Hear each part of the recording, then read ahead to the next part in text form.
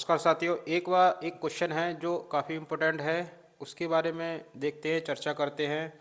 जैसे क्वेश्चन का नाम है, क्वेश्चन ये पूछा जाता है, क्राई जीन क्या है।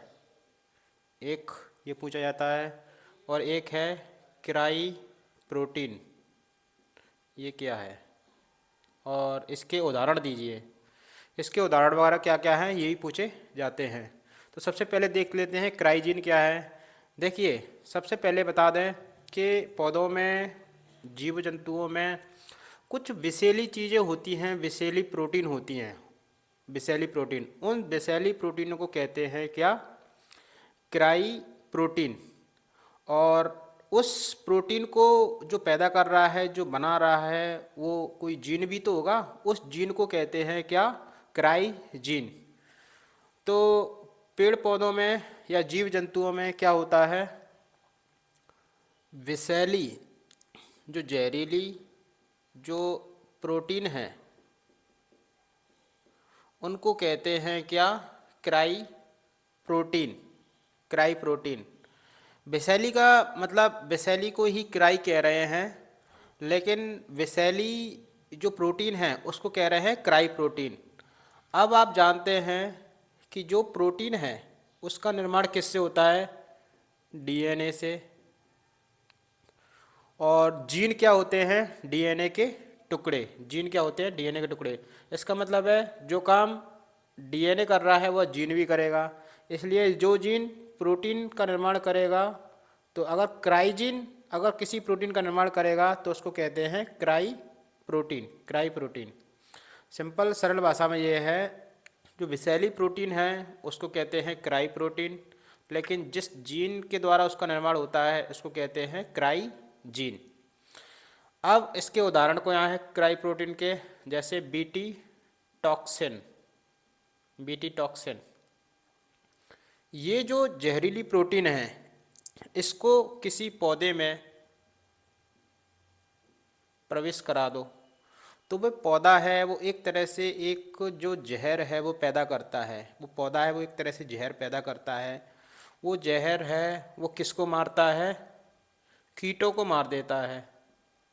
किसको मारता है? कीटों को मार देता है।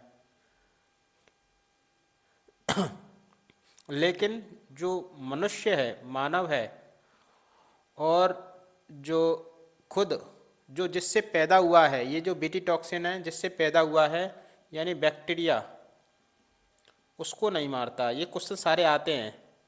बीटी टॉक्सिन ना मानव को मारता है, ना उस बैक्टीरिया को मारता है जिससे वो पैदा हुआ है। मारता किसको है? कीट को। ठीक है, यहाँ पे समझना बहुत जरूरी है, कीट को मारता है। अब ये भी पूछा जाता है कि कीट को क्यों मारता है?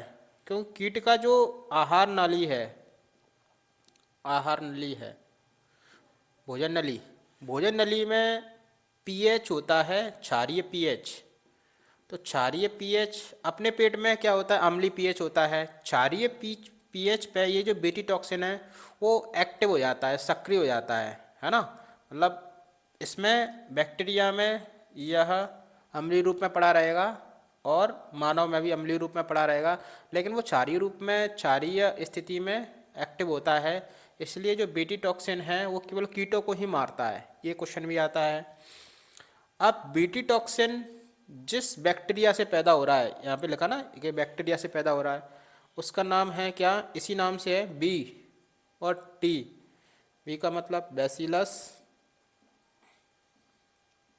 और टी का मतलब तुरंजियंसिस। जेंसिस। इस बैक्टीरिया से यह जो टॉक्सिन है, जो जहर है, जो प्रोटीन है, वो पैदा हो रहा है। मैं फिर से इसको समराइज करा देता हूँ।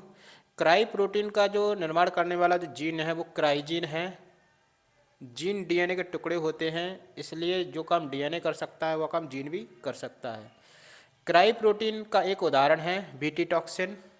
बीटी टॉक्सिन है वो पौधे में प्रवेश कराने पर, पौधे जब कीट को खाएंगे, मतलब पौधे को जब कीट खाएगा तो वो उसको मार देगा, है ना। कौन? BT toxin. बीटी टॉक्सिन है ना मानव पर असर करता है ना बैक्टीरिया पर असर करता है। कीट पर कहाँ असर करता है? कीट की जो भोजन नली है उसमें जाकर उसमें वहाँ पे सक्रिय हो जाता है और कीट को मार देता है। बीटी का फुल फॉर्म क्या है? बैसिलस और थुरिंजियंसिस, ये वाली चीज़ है। तो ये सारी की सारी आपको चीज़ हैं, इंपॉर्टेंट पोर्शन है इसलिए मैंने टच कर दिया। और भी चीज़ें हैं मैं इसको कराता हूँ। वीडियो जरूर क्या देखते रहिए और पेपर में थोड़ा उस पर अच्छा मदद मिलेगी। धन्यवाद।